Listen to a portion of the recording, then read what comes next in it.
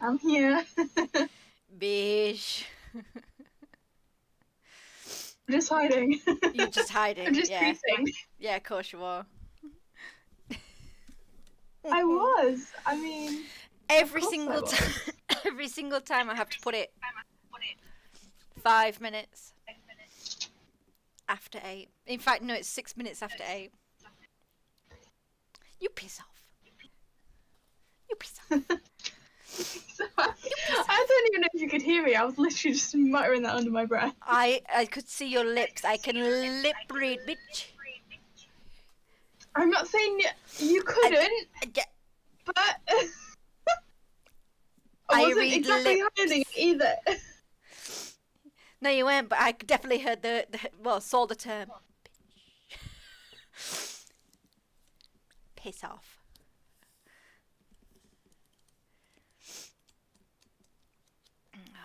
Yes. Do you like my new hat? Repping the Billie Eilish merch. Nerd. No, I'm joking. Oh, please, you should see what I've just ordered from AliExpress. Really? Correction, I'm about to order. I'm just on PayPal. You're on PayPal? Oh, jeez. Yeah, I'm waiting for the text now. Oh, dear. Yep. Over 100 quid. Honestly, over 100 quid's worth of food. £100? Yeah. Food? Yeah, not food. Clothes. It's because I've got food right in front of me. Oh, right. So I'm really hungry. just saw food and you said food. Yeah. It's fine. It's fine. Look what I got.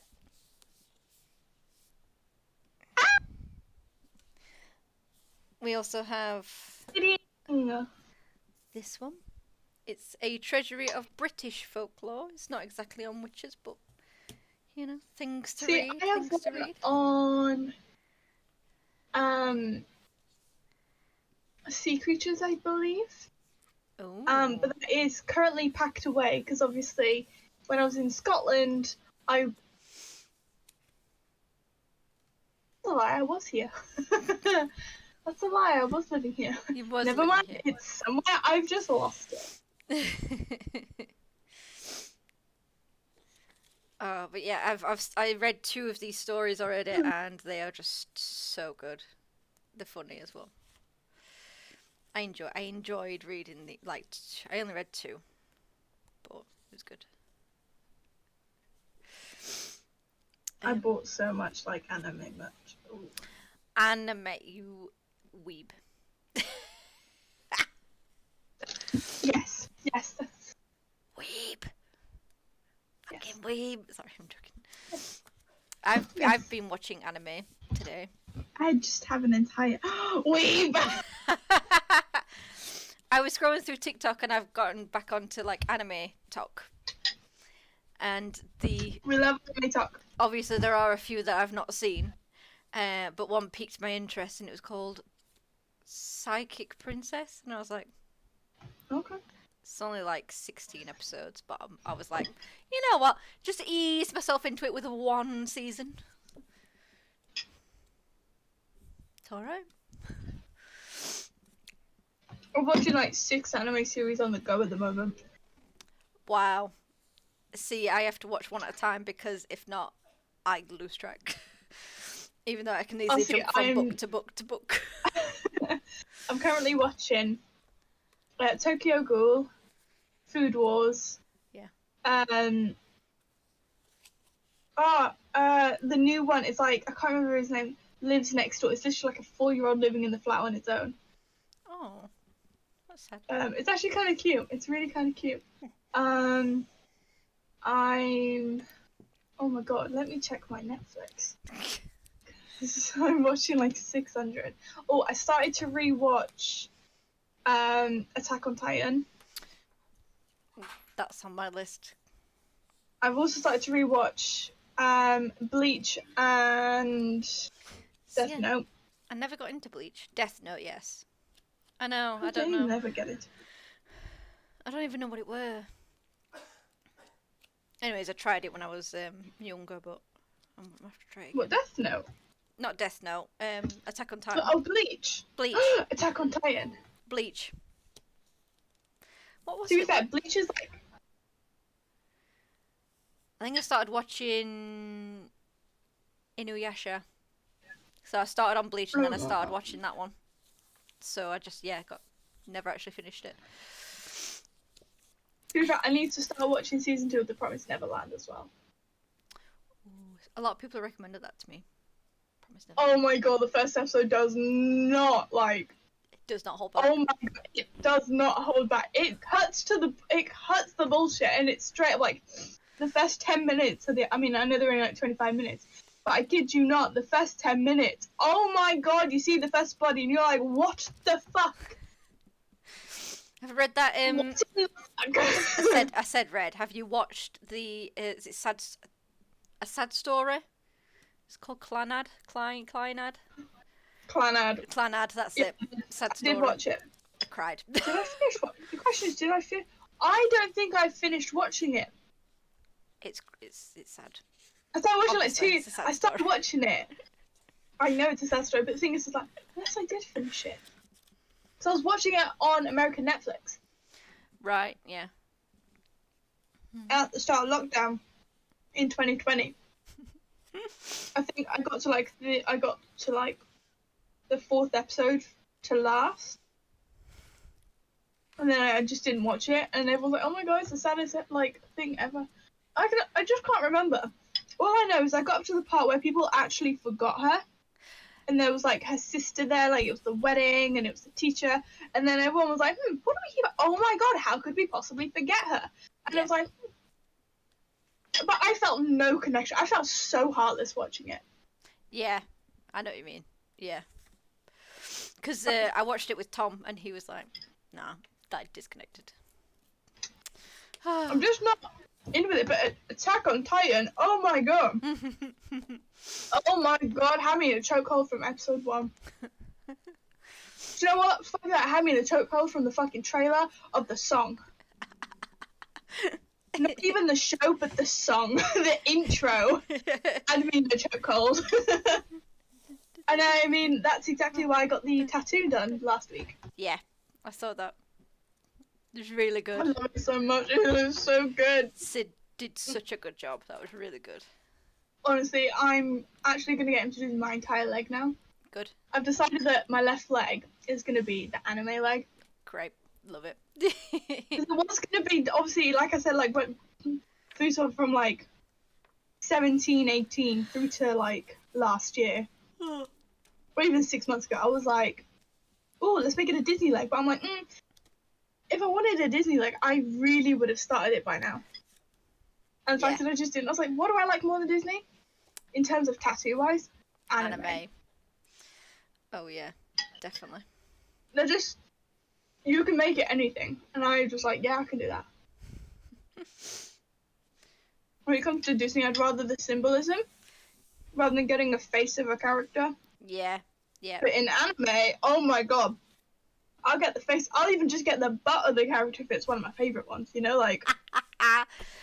Get a bit of JoJo in there. Captain Levi. Captain Levi? No, I got Eren Yeager, sorry. You got... Yeah, it's okay. Like it. I'm sorry, but I don't care if Levi is everyone's favourite. Levi is not my favourite. I get the hype, not in with the hype, though. When are you ever in with the hype? You are your own unique person.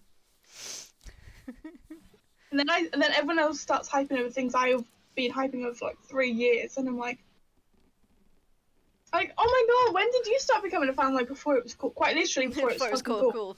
Yeah. Like, I got bullied for this shit. It was like, you know, them Vans, the craze with the Vans. You know, they. What do you mean, like the shoes? So there was one specific, Van, the shoes. Hey up, Yorkshire Pure Evil, how's it going? So it was one particular shoe, and I don't know why, but every single little had it. And I at the time I really wanted new Vans, so I bought one of the newest ones because I liked it. It was nice. What colour were they? The black with the white stripe, and they were only ankle. Oh yeah, it was a short shoe. That well, like craze. Well, what was it, 2013, 14? It was about that No, time because it was in... It was after that, because it was... Was it? It was when I was at university still. Oh no, I'm thinking of Creepers. I was just hyped about Vans in like 2013. Yeah. Because I wanted a pair of the green Vans, but they don't do them anymore. So I've never had that pair of green Vans, and I'm well pissed about it. Mm. So... It was... Creepers. Do you remember the trend with Creepers? I do remember the trend was Creepers. Oh my god, yeah. Of course I did. Of course I did. But yeah, so I bought them because I liked them. And then as soon as I bought them, every single young person had those shoes. And I was like, what is this? And then I wore them, and my niece pointed out, she was like, you're following the young trend. And I was like, what do you mean the young trend? She's 17 now. But she pointed to him, she went, you're following the young trend. I was like, no. I bought them because I like them. What fucking trend is happening? She was like, you don't get it. I was like, yeah, of course I fucking don't. Oh my god. No, I remember it wasn't the Vans shoes, it was the Vans backpack when I was in school. I remember when I was in school, it was Converse. Still got my pair of Converse. Specially designed ones. I had the full top, so you know the calf. Mhm. But it had my god! It had the belts round them. No! Limited edition. I wonder if I can still get them on. Shall I wear them for My Chemical Romance? Oh my god, if you don't, I will cry. If I can find them, I don't know where they've gone. Oh my god, no, we have to go like full emo for my cam. No, my Converse, I don't know where they are, but they had a thing where you could design your own Converse. Ooh. The thing is, I said to my parents I wanted a pair of Converse for my birthday or Christmas, whatever. / both. So they gave me whichever one, because obviously they're just so close together. Yeah. And I was like, I just really want a pair of Converse, I just don't know what pair I want yet. Because obviously I haven't got the money. So I asked them, can I get a pair of Converse? Yeah. So they just gave me 65 quid in cash. Because obviously they were averaged about 70 and like 60 quid anyway. So they gave me 60, 65 in cash. And I went, that is for your Converse. And I was like, oh. Didn't my parents listen to me? So obviously I went straight onto the Converse website after. Obviously my parents put it in the bank. Because I went to the bank later, put it in the bank, etc., etc. Yeah. Went on the website and they were like, you can design your own Converse. So it's like you'd pick the design, pick the laces, pick the eyelets, pick the band, pick the sole, anything, like everything to like customize your like the train. Like you could even put a name at the back. Yeah. I remember what you're And about. you could change the colour of that and the stitches. Yeah, do you remember that? They had so many cool designs. Yeah. Of course, I chose the one with the skulls on it. Yeah. Sure, if I find a picture, I will send you it. I'll probably put it in the Discord as well. But oh my god, it's so embarrassing. I got them when I was 15, 16, so that's the height of my scene phase. The emo/scene phase. So you can imagine what name I put on the back of that, because it was not my actual name. Yep. Sure, I will. If you would like to know the scene name, I will tell you, but only at the question. Okay, I will ask you after the stream, not to embarrass you. I mean, we could. It's not like you'd find it on the internet anywhere. Go on then, tell me. You pushed me. So the back of my Converse is Beth. It does say Beth. It says Beth Blazewoods. Beth Blazewoods. Yeah. Why does that ring a bell? Fuck off. Blazewoods. Is that from something? No. Just weird. For some reason, it just rang a bell. I was like, Blazewood. Fair enough. Yep, so that is still on the back of my Converse. Love it. So I haven't worn them out for a while. I think mine are actually up in the attic. I'll have to check. They'll be somewhere. Mine are either in the shoebox, like actually in the shoebox, not in the Converse, but my shoe, or in my shoe drawer. Because I have so many shoes. And I've just bought another pair of shoes. Woo! I mean, if not, if I can't find them, then I'm going to wear my Docs, which are all glittery. Definitely. See, I bought a new pair of trainers the other day. Mm-hmm. And they are gorgeous.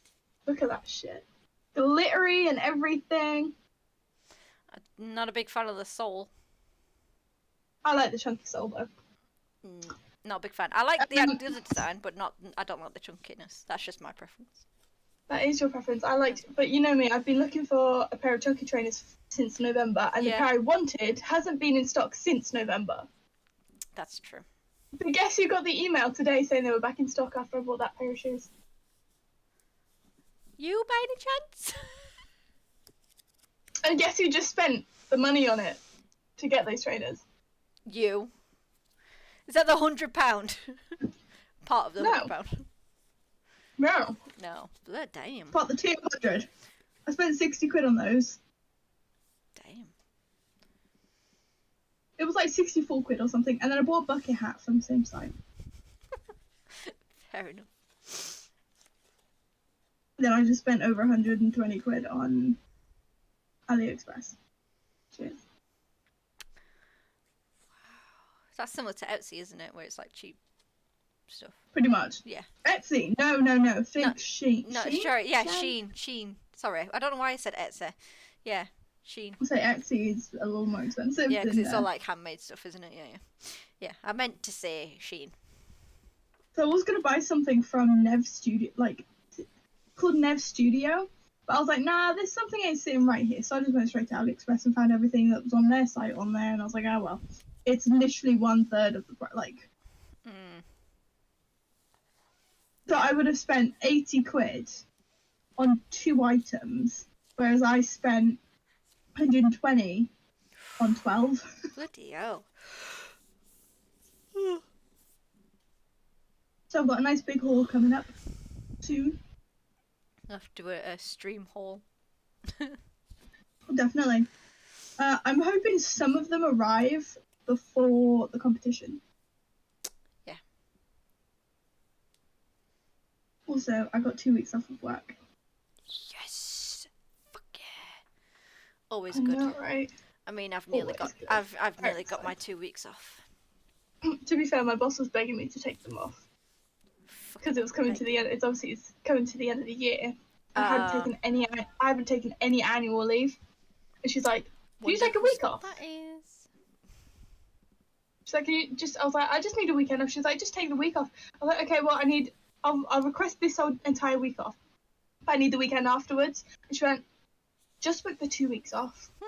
Well, and then it was like, and that will just round it up to near about however many days you've got anyway. So just take 2 weeks off. And I'm due these hours back anyway. I'm due like 30 hours back. And I have like 10 days annual leave. And 30 hours catch up on.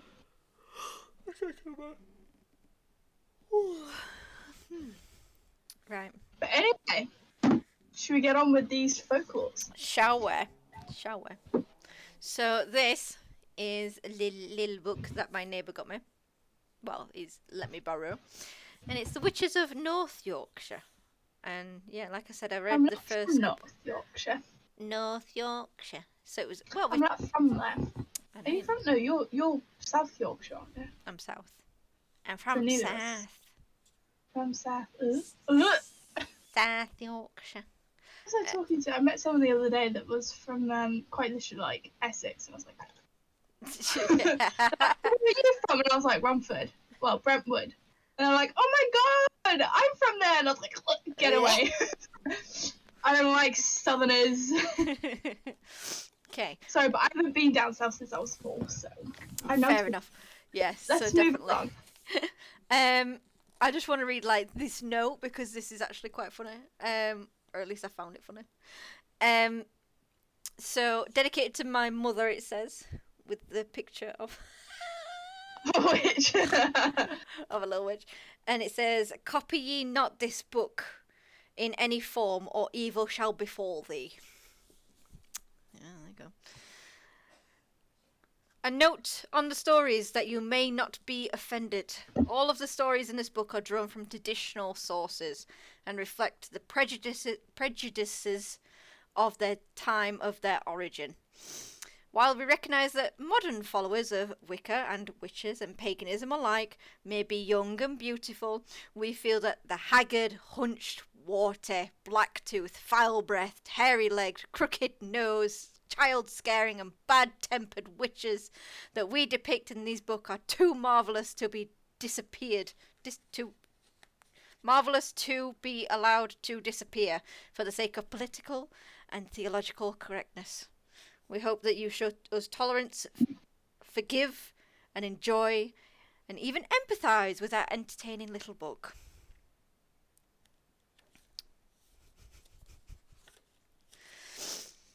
So we've actually got quite a few. So we've got Mad Maggie of Whitby. We've got Nanny Howie of Kildale. Anne Pearson of Goatlithland. Probably not saying that right. Mary Bateman, the Yorkshire Witch. Witch Hunt, Old Cathy of Ruswarp. Elsie Barber, a cunning and determined witch. Old Nan's Revenge. Ooh. Then we've got Castleton, Stool, Ripon, and Ingleby. Which means sounds like Lilith. How dare you?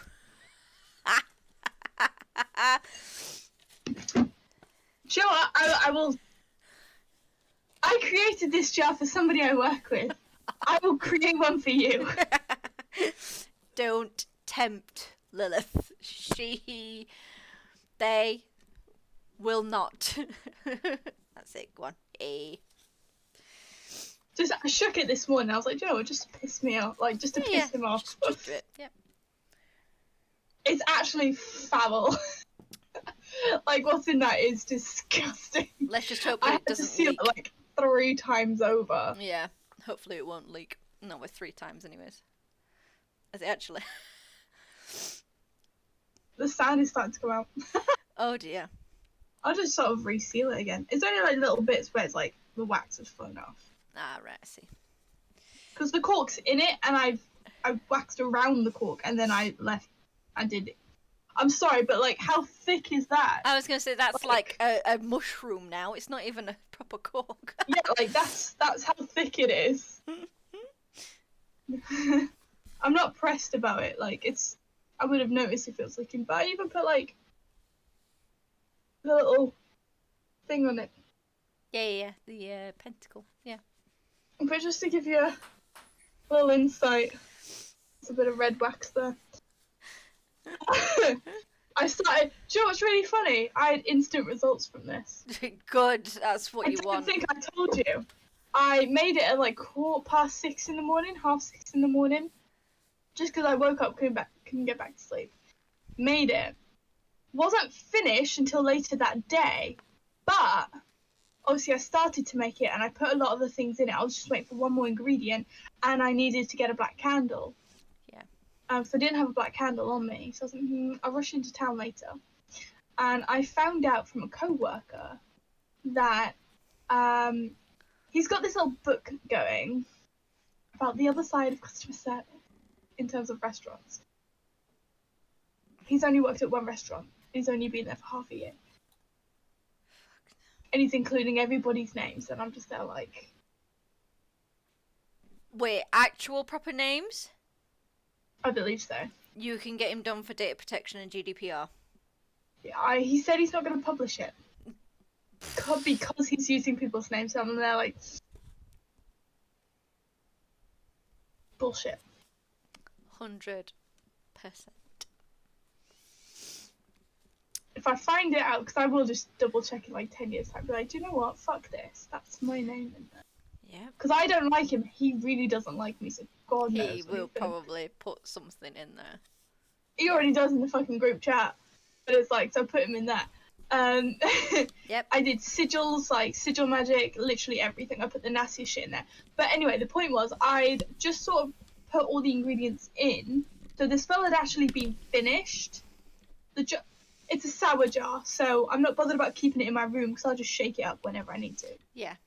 And I found out that morning that I made it, his computer broke.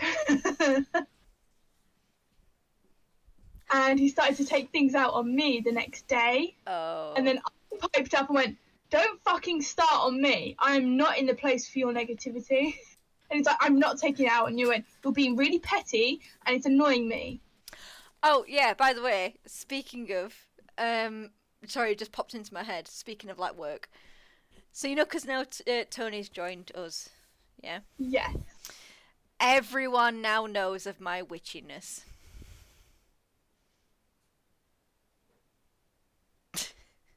So I don't know whether or not that's a good thing or a bad thing. There has been no awkward questions.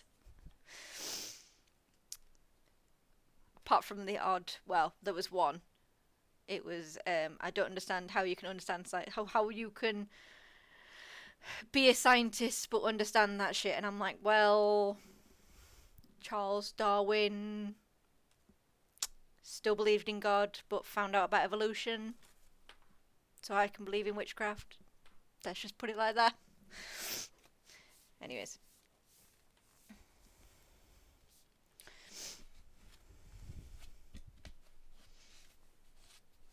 You're right. You've gone quiet. Yes, you. I'm fine. I'm just emailing back. To get my tattoo done. You're already on to your next one. Yeah, so I got it done last Monday. So I got my big one done on Monday last week. And then I emailed him a couple of days ago saying, can I get a palm-sized tattoo of Reek, please, on my leg? Thank you for the follow. And, so now rebooking another one. Yeah. Love it. Hey, I was like, I just emailed back because I booked my 2 weeks off, and I was like, do you happen to have any dates free or any times, to do a palm-sized tattoo of Ryuk on my leg between the 28th and the 7th of April? No? And he was like, actually, I have the 2nd of April free, so... He was like, I have the 24th and the 25th free. Do you know what's really fucking annoying? What? I have the 24th off. But I've actually got a trial shift somewhere. And I've got auditions. Yeah. So I was like, best not do the Thursday. And I'm working Friday. So I guess I'll do the 2nd, which is the Saturday. So at least I got my weekend sorted. Yeah, at least that's sorted. Yeah. But still, it's like, oh. Money is flying out my pocket quicker than it can actually get in there. Does that mean you need another little money spell? I think it does. Okay. Good, because I need one too. I think it'll be a good time for me to do it, like, for you to do me a money spell, simply because I have got a trial shift somewhere. At a different job. Hell so, yeah. I will not be spending money on taxis every day, because, oh my god. Hell no. Right. Moving on. Mad Maggie of Whitby, yes? Yes. Yes. Let's hear about Maggie. Mad Maggie. I love me some Maggie. Mad Maggie of Whitby. Mad Maggie had a fearful reputation as a witch, but did not mind. Indeed, she made her living by her awful reputation. Her house was a dim cellar, actually cut out of the rock in a little yard by the church steps. Children would flee when they saw her figure coming up the street, her black shawl over her head and her beady eyes gazing out. The old people of the town were particularly afraid of Maggie, and for this reason.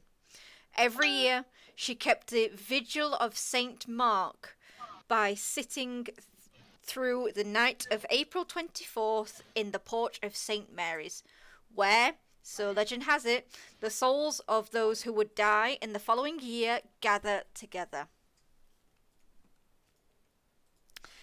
Everyone believed, therefore, Mad Maggie. I'm getting an echo. Oh, mute me. Sorry. It's just throwing me off. I'm sorry. I'm trying to read. I'm trying to get into the zone.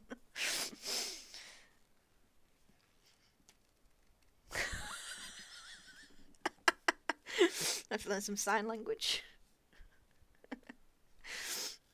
Right. Everyone believed, therefore, that Mad Maggie knew who was doomed to die in the following year. Maggie often paid a visit to her aged neighbours and alluded to her supposed knowledge. They, fearful that they might be on that list, were always exceptionally generous to her, mistaking cause for effect, and believing that she might have an influence on who was to go this year. If they made her a cup of tea, and she had a dissatisfied look on her face, they would offer her a drop of something to liven it, adding a tot of rum or brandy. If she showed interest in some small object or other, they would give it to her as a present. The sailors and fishermen of the town also felt that they should keep on the right side of Maggie, and to do so, they purchased pieces of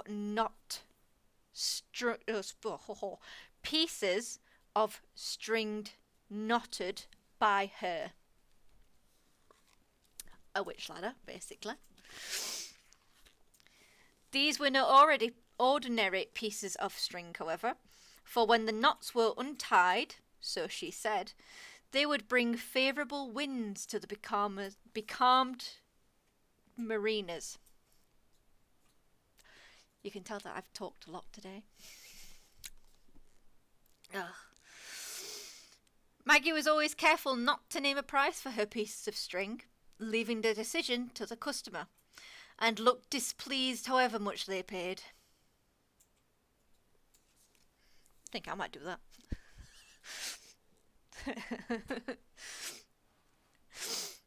Definitely a sales pitch. Just look displeased, whatever you get. And it was for a very good reason too.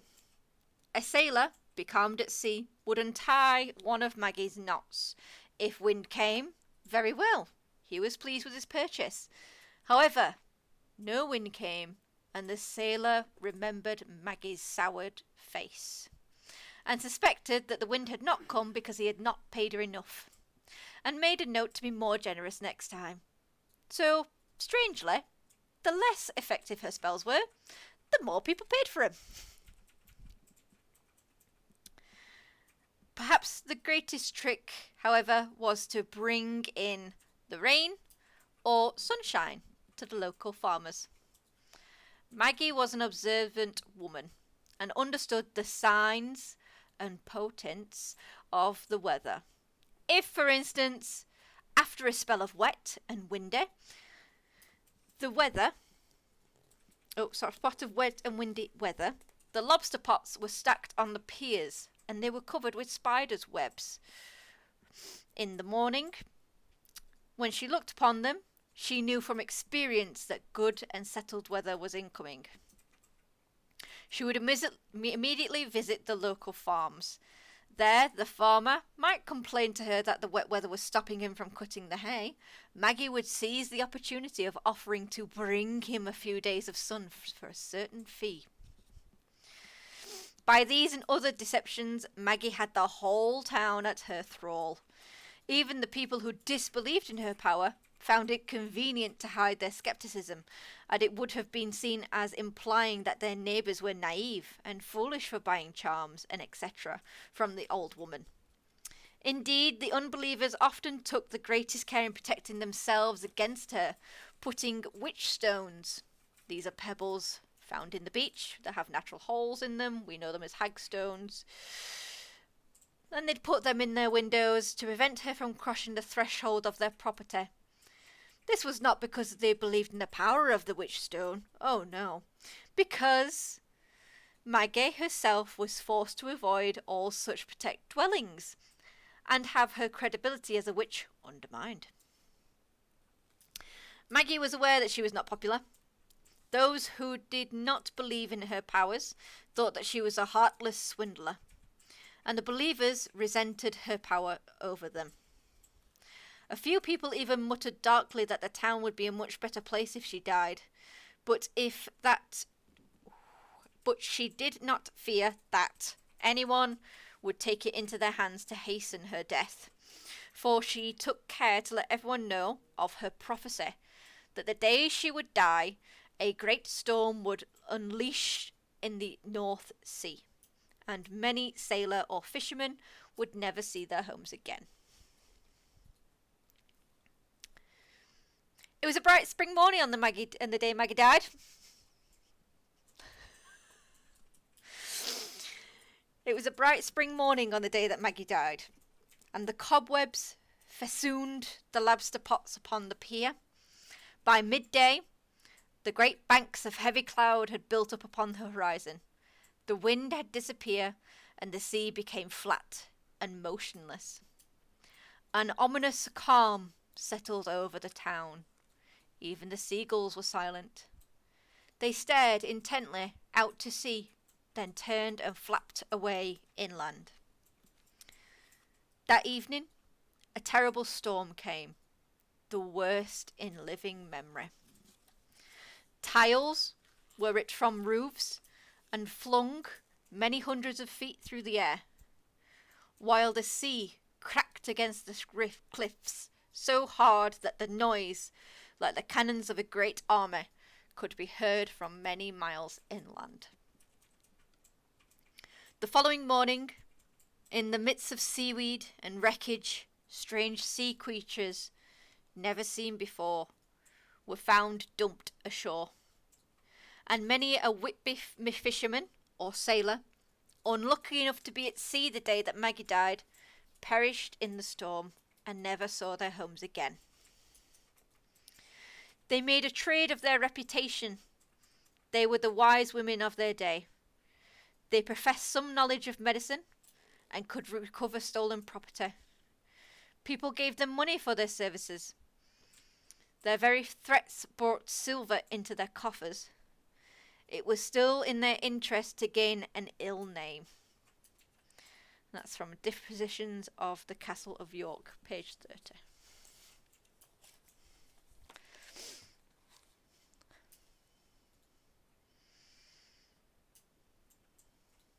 Well done. Well done. I'm just Googling a few stories myself. Oh, nice.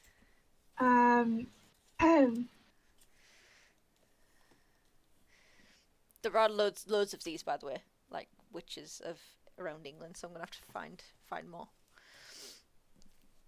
So I've got one about. It's more of an informative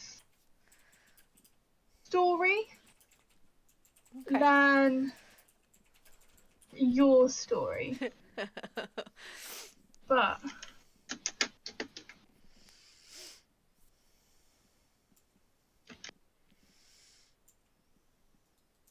can't type with these nails. This is insane.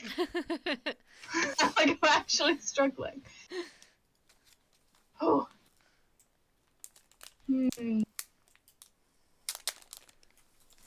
Although it is satisfying to just click clack, click clack, clickety clack. Yeah. Well, I mean, since it's Ostara, is it Ostara? It's been Ostara. No. Yes, Ostara. It was Ostara. It was Ostara on missed Sunday. Yes, and I was working it all. I didn't realise it was Ostara until that evening. I was like, shit. Yeah, I knew it. Like, I knew it was Ostara all day, but it was a bit of a pain because I couldn't do anything about it. But what can you do? What can you do? I mean, you've got a week to be fair. I was gonna say, I tend to say a week before, a week after, you know? See if we can find anything. That reminds me, I on need to here. change my altar. I need to change mine for spring.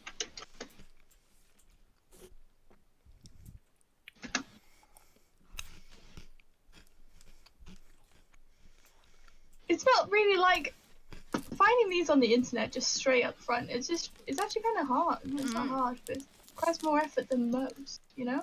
Yeah. I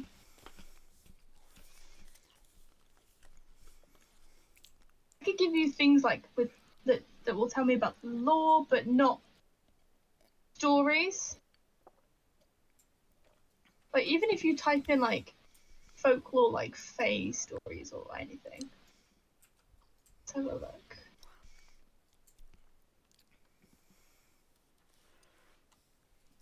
Hell yeah, Maltesers. Fucking love Maltesers. Is that what you're reading? Yeah. Maltesers, Galaxy Bar, and my wonderful neighbour. Not my witchy neighbour, it's a different neighbour. Because I took their bins out for while they were on holiday. Got me some fudge. Oh, so cute. Oh no, bless them. I think where I put my book for, because I have the sea creatures. Oh yeah. And I'm wondering where I put that. If not, I mean, I have storybooks, but not quite witchy ones, if you will. That's fine. I mean, this next one's short. I say it's short. It's shorter than the last one. If you want to look for that, and I'll read this maybe. Sure, I've got 2 books right now that Okay. I've got at hand. So I have Fairy Tales by Hans Christian Andersen, Ooh. or I have the first edition, the complete first edition of the original folk and fairy tales by the Brothers Grimm. Oh. Because you know me, I love my fairy tales. Oh, Brothers Grimm. You've got to. Come on. Brothers Grimm. All right, Brothers Grimm. This is just Hans Christian Andersen. I just want to see what's in here. The Tinderbox, Little Claus and Big Claus, Princess and the Pea, Thumbelina, the Nightingale. You've got to. I know. All right, well I will go with Brothers Grimm then. Where was I up to? Oh, I was actually up to The King with the Lion, but let's start with another because I haven't read it in years. Right. We have a lot of stories, like 3 pages worth of context for stories. Look at that. Damn. That's a lot. Which one do you want? Is the complete edition of their stories?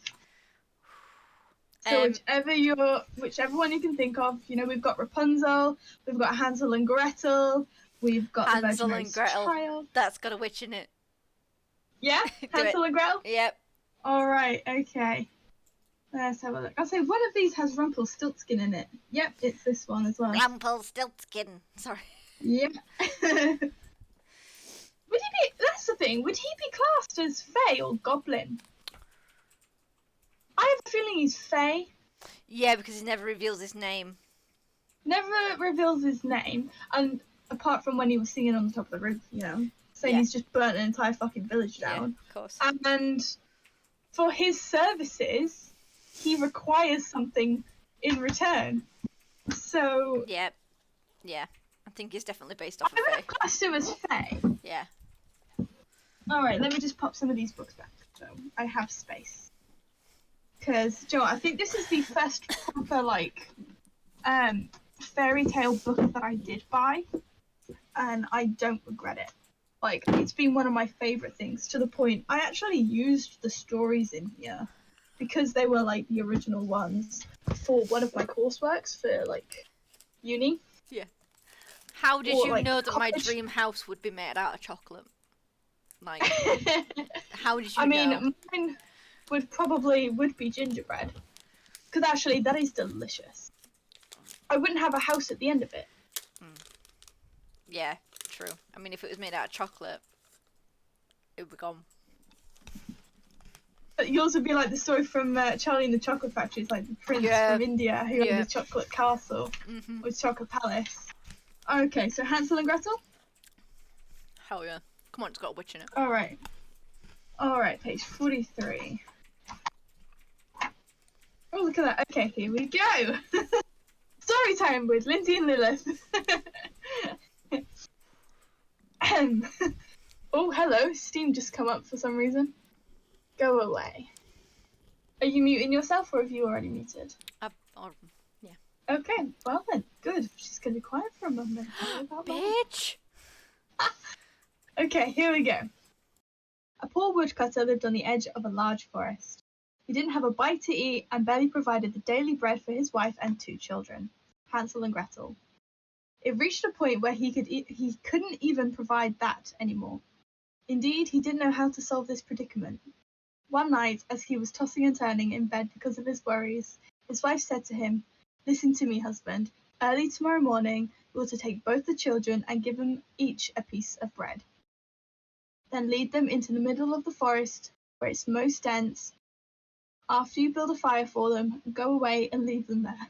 We can no longer feed them." "No, wife," said the man.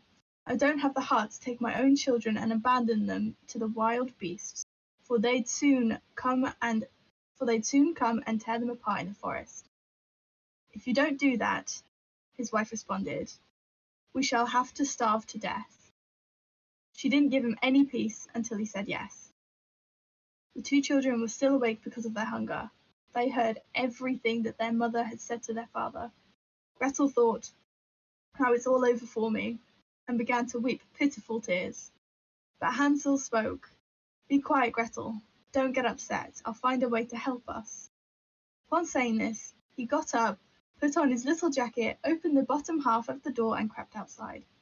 The moon was shining very brightly, and the white pebbles glittered in front of the house like pure silver coins. Hansel stooped down to the ground and stuffed his pocket with as many pebbles as he could fit in it. Then he went back into the house. "Don't worry, Gretel, just sleep quietly." And he lay down again in his bed and fell asleep. Early the next morning, before the sun had even begun to rise, their mother came and woke the 2 children. "Get up, children, we're going into the forest. Here's a piece of bread for each of you. Be smart and don't eat it until noon." Gretel put the bread under her apron because Hansel had the pebbles in his pocket. Then they all set out together into the forest. After they had walked a while, Hansel stopped still and looked back at the house. He did this time and again until his father said, "Hansel, what are you looking at there, and why are you dawdling? Pay attention and march along." "Oh, father," said Hansel, I'm looking at my little white cat that's sitting up on the roof and wants to say goodbye to me." "You fool," said the mother. "That's not a cat. It's the morning sunshine on the chimney." But Hansel had not been looking at the cat. Instead, he had been looking at the shiny pebbles from his pocket that he had been dropping on the ground. When they reached the middle of the forest, the father said, "Children, I want you to gather some wood. I'm going to make a fire so you won't get cold." Hansel and Gretel gathered together some brushwood and built quite a nice little pile. The brushwood was soon kindled, and when the fire was ablaze, the mother said, "Now, children, lie down by the fire and sleep. We're going to be in the forest to chop wood. When we're finished, we'll come back and get you." Son of a bitch. They are your children.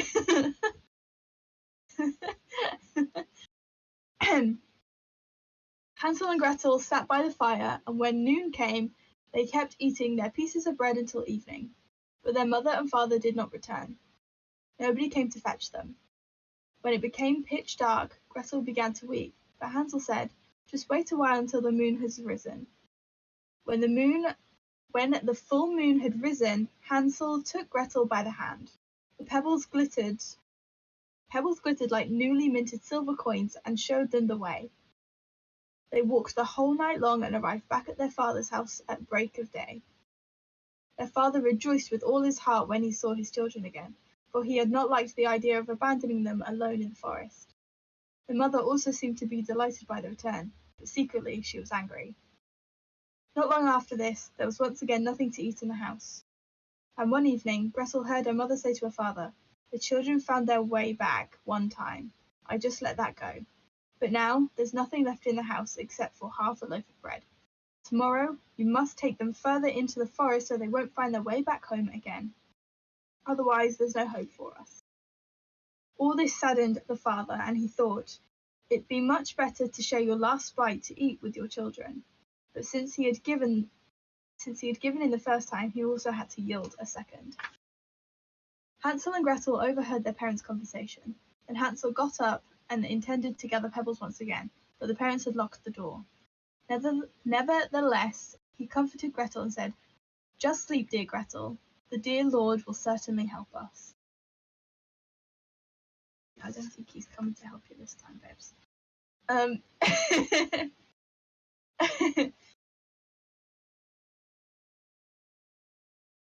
Early the next morning, they each received little pieces of bread, but they were smaller than last time.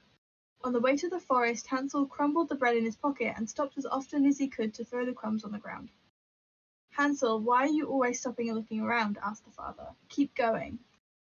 "Oh, I'm looking at my little pigeon that's sitting on the roof and wants to say goodbye to me," Hansel answered. "You fool," said his mother. "It's not your little pigeon, it's the morning sun shining on the chimney." Now their mother led the children even deeper into the forest until they came to a spot they had never been to before in their lives. Once again they were to sleep by a large fire, and their parents were to come and fetch them in the evening. When noon came, Gretel shared her bread with Hansel because he had scattered his along the way. Noon went by and the evening passed, and no one came for the poor children. Hansel comforted Gretel and said, "Just wait till the moon has risen, Gretel. Then I'll see the little bread crumbs that I scattered. They'll show us the way back home." When the moon rose and Hansel looked for the breadcrumbs, they were gone, because the many thousands of birds that fly about the forest had found them and gobbled them up. Nevertheless, Hansel believed he could find the way home and pulled Gretel along with him. But they soon lost their way in the great wilderness. They walked the entire night and all the next day as well, from morning till night, until they fell asleep from exhaustion. Then they walked for one more day, but they couldn't find their way out of the forest. They were now also very hungry, for they had had nothing to eat except some berries that they had found growing on the ground. On the third day, they continued walking around until noon. Then they came to a little house made of bread, with cake for a roof and pure sugar for windows. "Let's sit down and eat until we're full," said Hansel. "I want to eat a piece of the roof. Gretel, you can have part of the window since it's sweet." Hansel had already eaten a good piece of the roof, and Gretel had devoured a couple of small round windows, and was about to break off a new one when they heard a shrill voice cry from the inside, "Nibble, nibble, I hear a louse. Who's that nibbling on my house?" Hansel and Gretel were so tremendously frightened that they had dropped what they had in their hands, and immediately thereafter a small, ancient woman crept out of the door. She shook her head and said, "Well now, dear children, where have you come from? Come inside with me, you'll have a good time." She took them both by the hand and led them into her little house. Then she served them a good meal of milk and pancakes with sugar and apples and nuts. Afterward, she made up two beautiful beds, and when Hansel and Gretel lay down in them, they thought they were in heaven. The old woman, however, was really a wicked witch on the lookout for children, and had built the house made of bread only to lure them to her. As soon as she had any children in her power, she would kill, cook, and eat them. It would be like a feast day for her.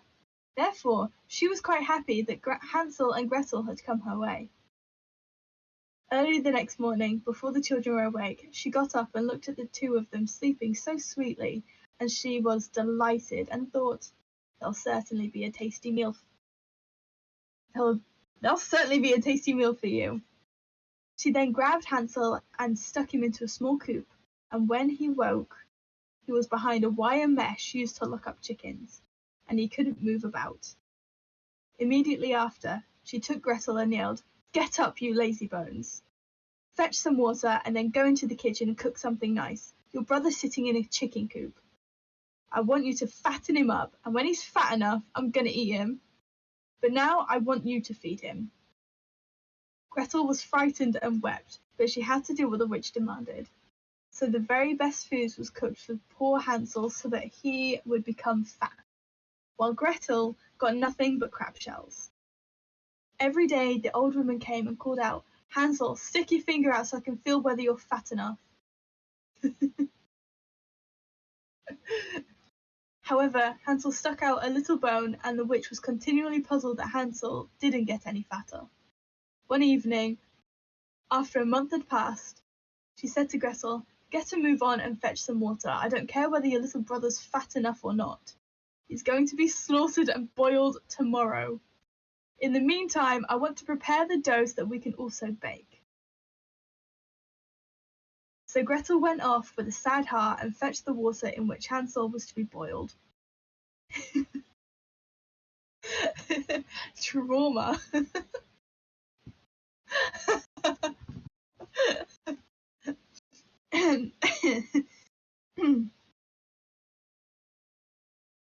Let's see, where do we... "Make sure that it boils," said the witch. "I'm going to light the fire in the oven and shove the bread inside."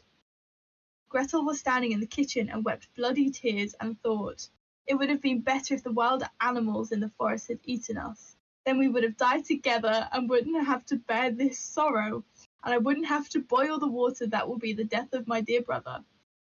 Oh dear God, help us poor children get out of this predicament." Then the old woman called, "Gretel, come right away over here to the oven." When Gretel came, she said, "Look inside and see if the bread is already nice and brown and well done. My eyes are weak, I can no longer see so well from a distance, and if you can't see, then sit down on the board and I'll shove you inside. Then, then you can get around inside and check everything." The witch wanted to shut the oven door once Gretel was inside, for she wanted to bake her in the hot oven and eat her too. This is what the wicked witch had planned and why she had called the girl. But God inspired Gretel, and she said, "I don't know how to do it. First you show it to me. Sit down on the board and I'll shove you inside." So the old woman sat down on the board, and since she was light, Gretel shoved her inside as far as she could, and then she quickly shut the oven door and bolted it with an iron bar. The woman began to scream and groan in the hot oven, but Gretel ran off, and the witch was miserably burned to death. Meanwhile, Gretel went straight to Hansel and opened the door to the coop. After Hansel jumped out, they kissed each other and were glad. The entire house was full of jewels and pearls, so they filled their pockets with them. Then they went off and found their way home. Their father rejoiced when he saw them again. He hadn't spent a single happy day since his children had been away. Now he was a rich man. However, the mother had died.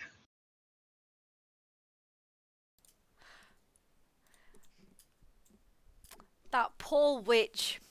All she wanted to do was eat. You know, she's sort of in the same predicament as the father was, you know. He was, as Hansel and Gretel, they were just hungry. And I'm sorry, but they started to eat her house. She lives there. I think it's a very fair deal, if I'm honest.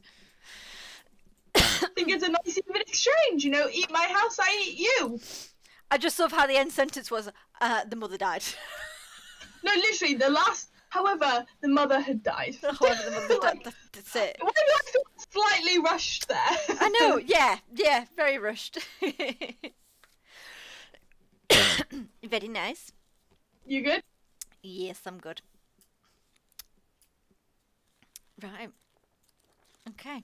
Juniper Tree, Briar Rose. So obviously that's Sleeping Beauty. Ah, yeah, Little yeah. Snow White, Rumpelstiltskin. I feel like that's got more magic and more witchy stuff in it than Hansel. Rumpelstiltskin.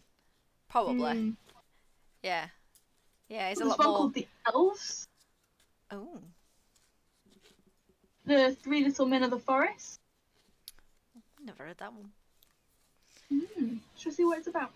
If you want to. Obviously, we've got Rapunzel, Yeah, Rapunzel. Rapunzel, let down your hair. Cinderella,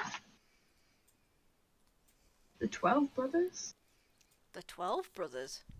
12 Brothers. Oh, I think I've read that one. I think that's Yeah, I think I've heard of about that them one. trying to run the, like, each of them are fighting for the kingdom. Yeah.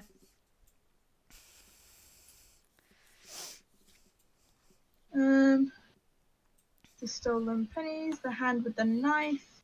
I've literally read like all of these and I just can't seem to remember any of them. The Six Swans. Puss in Boots. Puss in Boots. Oh, Puss in Boots. Yep. Prince Swan, The Golden Egg, The Golden Children. No. Princess Mouseskin, The Castle of Murder. Oh. Of Red Ram. Of Red Ram.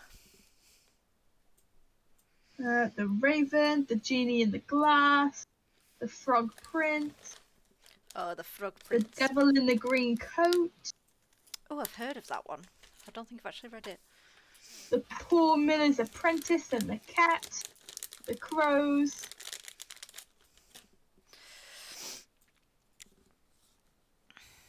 Right. Shall I read one and then you read one? Yeah. Yeah. Okay. I'll mute. Okay. So, this is Nanny Howie of Kildale.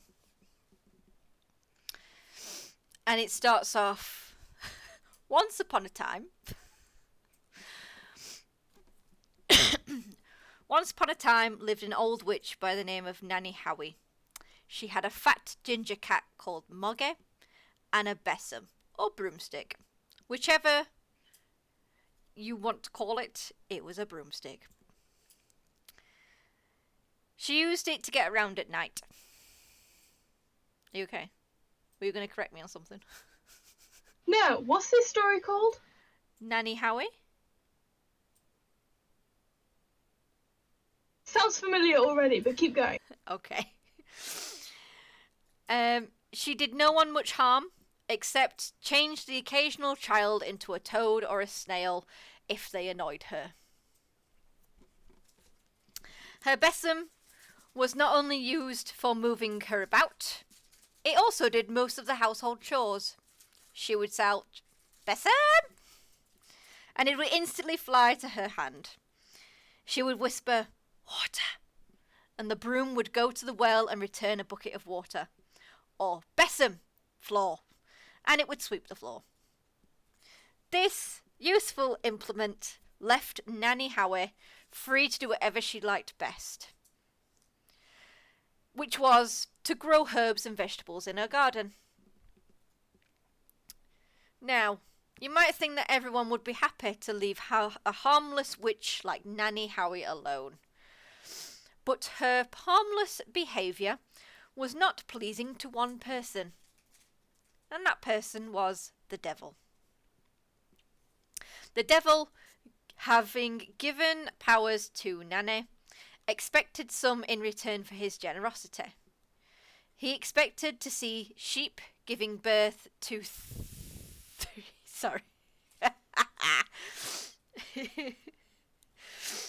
He expected to see sheep give birth to 3-headed lambs, neighbours turn against neighbour. In short, he expected Nanny to creep around as he did, spreading mischief. The devil decided to visit Nanny Howie and let her know how he felt. He chose a dark and stormy night. As you would expect, he knocked on her door just as the church clock struck 12. Nanny Howie was reading a seed catalogue at the time and was surprised that anyone would call so late. She rarely had company. Well, Nanny opened the door carefully and let the devil in, and he took a seat. "Besom!" shouted Nanny Howie. "Tea!" And the besom disappeared into the little kitchen and returned a few minutes later with a pot of tea. The devil was not pleased with the tea. He felt that the witch should have at least be addicted to some strong drinks like rum or whiskey. Nanny Howie could see that he was not pleased, but, mistaking the cause, she shouted, "Besom, digestive biscuits!" At this, the devil could not restrain himself no more. "Well," said the devil, "what have you done with all my gifts? I came past here this week and found the people happy. Healthy crops in the fields, no plague. I admit you have changed a few naughty boys into frogs and such like, but I find that the people of Kilndale are rather pleased to be rid of them. They were causing no more trouble than you. And here I find you, drinking tea, growing vegetables, your house spick and span, rather than that rat-infested cobby-webby hovel." At that moment, Nanny Howie glanced down and noticed that the devil had brought mud in onto her floor. She could see the marks of his cloven feet from one end of the room to the other. "My floor!" she cried. "Besom!" Immediately it flew to its mistress, and the devil expected she would soon set to work cleaning the floor. Instead, she brought it down on his head with such a crack that he fell down flat. Now the devil remembered why he had chosen Nanny Howie in the first place. She had a terrible temper, once roused. She went to hit him again, but he succeeded in getting a hold of one end of the besom. But that was a huge mistake, for Nanny let go of the broom and began to scratch his face so viciously that the devil would have been blinded if he had not dived out the window, where he landed head first in Nanny's best manure heap. Nanny dived out too of the window, landed heavily on him, and managed to kick him in his bottom 23 times before he could get out of the manure. The devil realised he was in big trouble and decided to escape. He leapt over the church tower and went 100 miles before he dared to look back, and there, behind him, he saw Nanny Howie. For as soon as the devil had taken to the air, she called besom and climbed aboard. The devil flew 3 times around the moon to escape from Nanny Howie, but with each loop he found she was even nearer to him. And now he could see her face, snarling, vicious. His death must surely have followed, had it not been for an imp who saw his master was in trouble, and carefully jumped onto the back of the broom and slowed it down just enough for the devil to make his escape. Nanny Howie eventually gave up the chase and went home instead to plant some carrots. And there she still lives today, with her besom and her fat cat.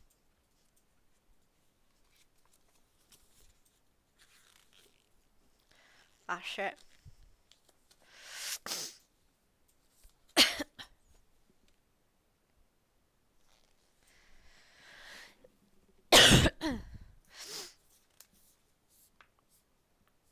I do love it when the devil's included, and he's always a bit like, "Oh shit." First he's like, "What the fuck you doing? You're supposed to be spreading mischief and shit." Oh, fuck. Why is your house so clean? It's like, "You have got mud on my fucking floor." Oh shit, now I remembered why. I seem to decide on a story. We'll have this one and then we'll call it a night, if that's okay. That's a good shout. Would you like a story from Hans Christian Andersen, or would you like the Brothers Grimm? Oh, let's have Hans Christian Andersen. Okay. Let's have one from each. Sounds good. The Princess and the Pea, Thumbelina, The Little Mermaid, Emperor's New Clothes, Flying Trunk, The Ugly Duckling, The Snow Queen. You know what? I've not actually watched or read Thumbelina. Neither have I. It's up to you. Or if there's another one that's caught your eye. I mean, I really like The Little Mermaid. Oh. I don't know if you read the original, like the story version of. I know of it. I've not read it personally. I was like told it. You were told it. Princess and the Pea, The Nightingale, The Fir Tree, The Snow Queen, The Shadow. Does anyone have in the chat wanna Rapunzel let you down your golden hair? That's what I was laughing at.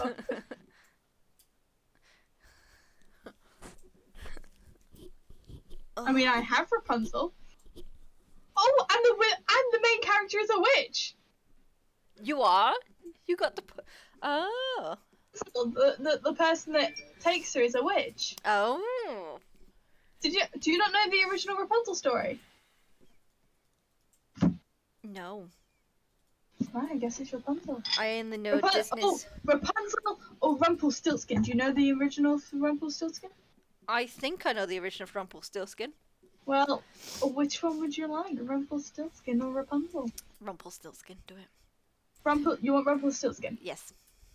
Okie doke. 181. Alright. Leave Gemini. Sorry, this is... Leave Gemini alone. Gemini. It's not. That's a wrong ringtone. This is not it. Okay. Sorry, I'm sorting the accommodation out for my fucking competition. Which book you read as a child left an imprint that's scared and happy? Mine was Watership Down. Watership Down. That was both happy and scary.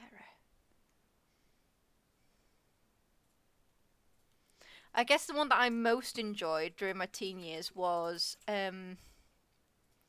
one by James Patterson. It was oh god, what was it called now?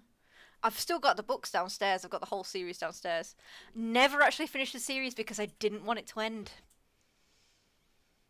I was that cringe. I was like, I do not want to read this final book because I don't want it to end. I do that with TV shows. Yeah.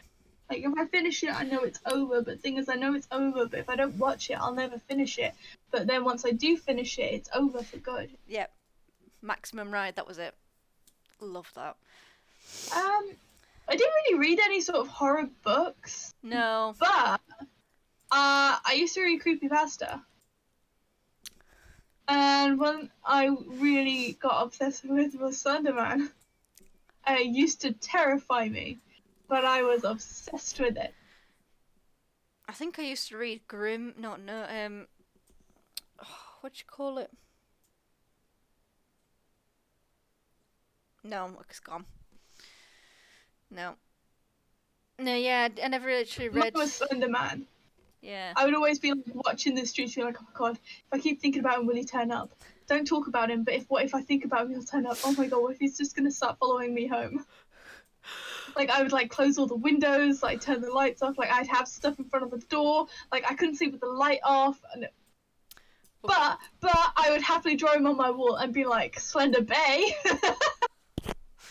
Fuck. Slender Bay. Do you ever... Fully, I actually drew him on my wall, tentacles and all.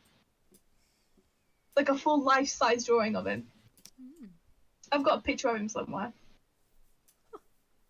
Because that was like peak scene time. So I had Slender Man, I had the Nyan Cat, I have salad sex, drugs, fingers. and sausage rolls. Oh my god, stop with the salad fingers. Oh. I like rusty spoons. I watched it once and I was like, no, I'm not doing this anymore. Oh, I watched the entire thing. I got shown it when I was like 8, 9 maybe, alongside Happy Tree Friends. Happy Tree Friends, yep. Yep. I showed one of my co-workers it the other week and he was like, what the fuck, Beth? And I was like... Yeah. This is what happened in the early 2000s. It's like, this is what you were too young to experience. Yeah. Because he's like 19. In fact, And obviously it wasn't even 2000s. It was 2010. I'm sure it was. No. Or was it No, late it was 2000s? late 2000s. 2010s. Yeah. Early 2010s, but late 2000s, early 2010s. Yeah, Because because once I it got was to in like secondary. 2015, people were over it. Yeah, I was in secondary in 07, so. Yeah, because I remember having to share the computer from like year 4 to year 6, year 7, and then I got my own laptop for a while. But we would lessons. Sorry. I think it was like, what is it, Edward? No, it's not Edward. It's something Cumberbatch. I can't remember his name. Oh my god. It was just so bizarre. Salad Fingers is so bizarre. But it was also, I was also part of like the YouTube experience when Fred first came, when his first video came out. Yep. Hey guys, it's Fred! So I went to the dump and found this really big, and found the swimming pool. It's really big and really deep. I think I'm down! Oh, what was another one? Oh, it was Child of the Unicorn. God, shun the Unbeliever, shun. It's not that sounds trending on TikTok, but no one knows. No one knows what it is. No one knows what it is. No one it's knows. Like, how do you not know what it is? Like, you go, shun the Unbeliever, shun. It's like, we're going to Candy Mountain, Charlie. We're going to Candy Mountain. You guys, it doesn't exist. Shun the non-believer. Oh, fuck, they took my kidneys. Oh, fuck, they took my kidneys. Oh, I'm missing along. Animated film Turning Red. Yeah, it is. I'm sure it's based on Chinese mythology, isn't it?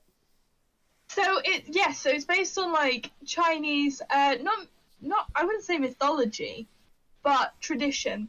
That's it. Yeah. Because it's like honoring your family. Or they literally state it in the very beginning. It's like dishonor on you, dishonor on your cow. Sorry. And it's like honor your parents. But a lot of people who honor the parents forget to honor themselves, and it's all like, I do that myself. To be fair, if you don't get it, I think you're dumb. It was really self-explanatory.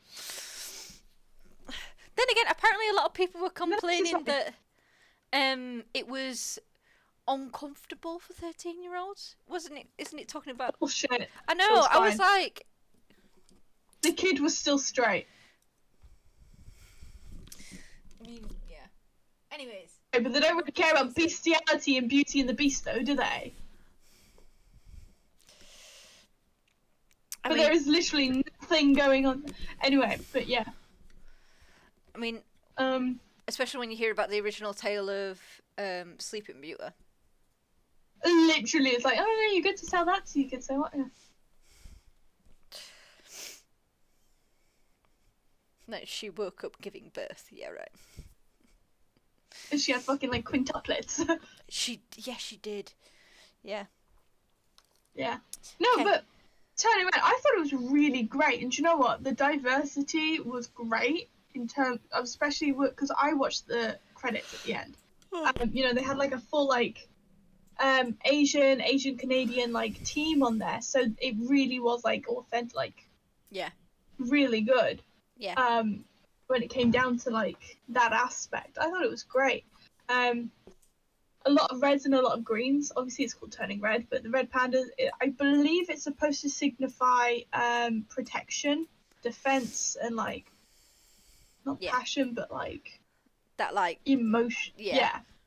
Like that. Yeah, like protection, basically. And I also which is loved why it. they turn into pandas. Yeah, I also loved it that they based it off of what red pandas would normally do. So, you know, like when she gets frightened and she's just that with a paws. That is literally how red pandas react when they get scared. They go up on all four paws like that to make themselves seem bigger. So the thing will fuck off. I loved it because it was like I liked watching the subtlety of things. So when she started like drawing like Devon on the desk, the light was green above her head, which is like her mother's always in green, so therefore it's like mother's watchful eye. And then she goes under her bed, which is all red, which is May's colour. So it's like her own space. And you go, the subtleties, I love it. Yeah. I would, but also I noticed her closest friend was also in green. All the friends had their own colours. Yes. Yeah. Right? So the black character was in brown. Yep. The short, angry-looking one was in purple. Purple. Yep.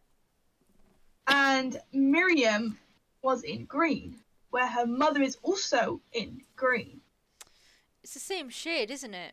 Now that I'm like Same thinking about it, it's the same shade. Yeah. Miriam's in all different shades of green. They're all in all different shades of like that colour. Yeah, yeah. But I was like, that's very interesting because green represents a lot of different things in different cultures. So like in Chinese culture, green represents like cleanliness and like that like luck, you know, sort of thing. But in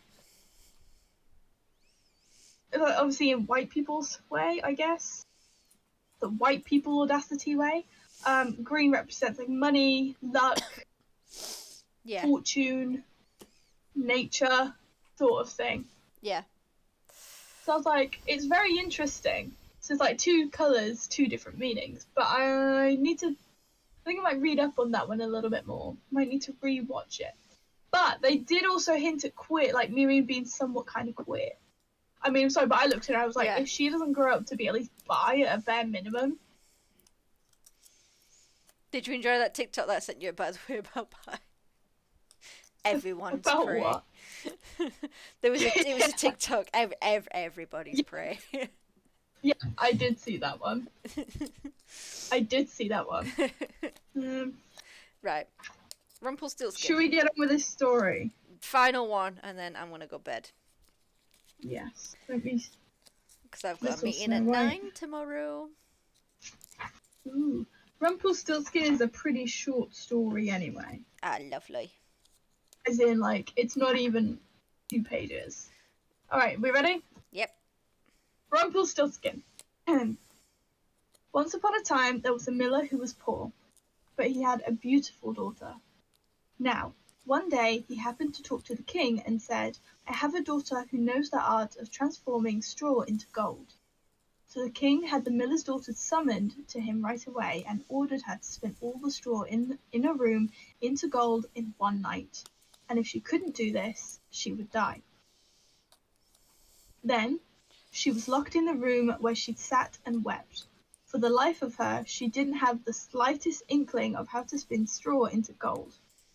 All of a sudden, a little man entered the room and said, What will you give me if I spin everything into gold?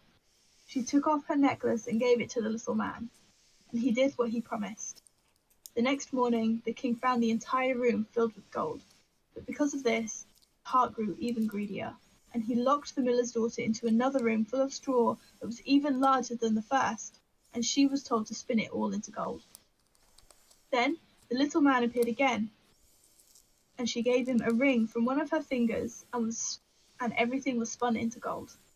However, on the third night, the king had her locked again in another room that was larger than the other two and filled with straw. If you succeed, you shall become my wife, he said. Then the little man came again and spoke. I'll do everything for you one more time, but you must promise me your firstborn child that you have with the king.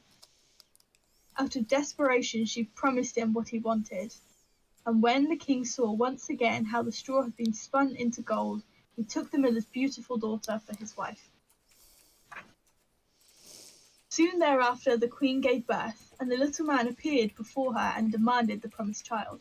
However, the queen offered the little man all that she could and all the treasures of the kingdom if he would let her keep her child, but it was all in vain.